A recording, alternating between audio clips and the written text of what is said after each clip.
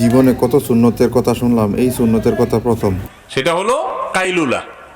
কি সুন্নত ভাই? কাইলুলা। নাম শুনছেন? অল্প সংখ্যক মানুষ নাম শুনছেন, কিন্তু আমল কারোরই ইল্লা আমার রাহিমা রব্বি। হাতে গোনা 2-4 জন করেন কিনা জানা। মাদ্রাসাগুলোতে পর্যন্ত নেই।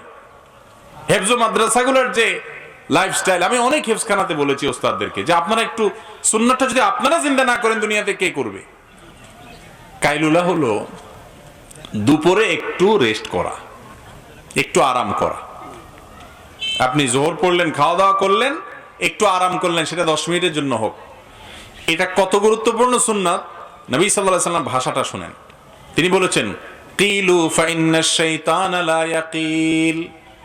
তোমরা কাইলুলা করো, কারণ মিস্টার শয়তান সে কাইলুলা করে না। এই টাইমটাতে কাইলুলা করা, একটু শোয়াটা সুন্নাত, কিন্তু এই সুন্নাত আমাদের মধ্যে এখন নাই। দেখেন, একটা সুন্নত ছাড়ার কারণে কতগুলো সুন্নত চলে যাচ্ছে। দেখেন, রাত্রে যদি আপনি তাড়াতাড়ি শোন, রাতে ঘুম পড়ে যাবে, সকালে ঘুম আর আসবে না। কাজ শুরু করবেন ফজরের পর থেকে। ফজরের পর থেকে জোহর পর্যন্ত কাজ করলে দেখবেন অনেক বরকত হয়ে গেছে। কাজ 10টা বাজে শুরু করলে, বিশেষ করে যে শীতের বেলা, দেখতে দেখতে জোহর হয়ে যায়, টাইম শেষ। আর আপনি ফজরের পরে শুরু করবেন, দেখবেন যে অনেক কাজ, 11টার দিকে দেখবেন আর কাজ খুঁজে পাচ্ছেন না। এরপরে জোহরের পরে একটু যদি রেস্ট করেন, অফিস আদালতেও যদি আপনি একটু 5 মিনিটের জন্য ঝিমানোর সুযোগ দেন বা আপনারা করেন নিজস্ব অফিসে, তাহলে সেক্ষেত্রে আবার নতুন করে উদ্যম হবে, শরীরের মধ্যে কর্মস্পৃহা হবে, আবার রাত 8টা-9টা পর্যন্ত আপনি কাজ করতে পারবেন।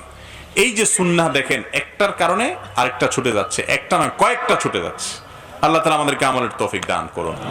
রাতে তাড়াতাড়ি শোবো তো ইনশাআল্লাহ। এটা স্বাস্থ্যের জন্য ভালো, উপকারী।